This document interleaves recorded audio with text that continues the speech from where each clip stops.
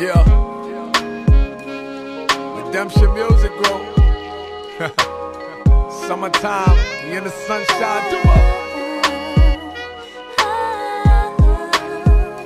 Hi, what's your name? My name is Joanne. Joanne, where are you from? I'm from New York. Terrific. And do you speak any other languages? I speak Spanish. Okay, is Spanish is your first or secondary language? It's my secondary language. Where did you learn to speak Spanish? Through my parents, who are Cuban. So English is your primary language. Do you find that it's necessary to have both languages? It's not necessary, but very useful, especially in South Florida. And that's because the population here is? It's a mixed population, lots of Latin Americans and some Europeans who also speak Spanish. So it's a multicultural environment. And if you were going to live in another country and you didn't know their language, how would you go about learning it? Oh, I would want to get immersed in some good school. Good education is absolutely necessary because you want to be able to speak in a grammatically correct way.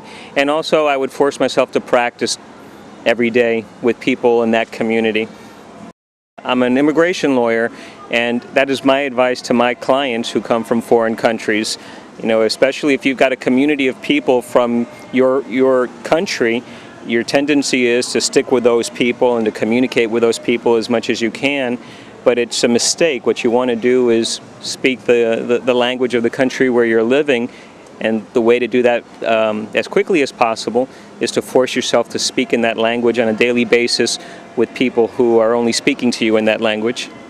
And do you find that your clients are receptive to this? Some of them are. Some of them are. You could live in a country for 40 years and learn a bare minimum of that language if you just stick with your own group. So it's important. If you want to be successful in the country where you're living, you want to learn that language and you want to be fluent in that language.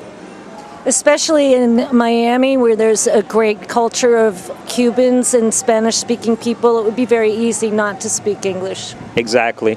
And that's an error that a lot of people unfortunately make, and as you get older it's harder. You have to force yourself, you have to work at it more to learn a new language.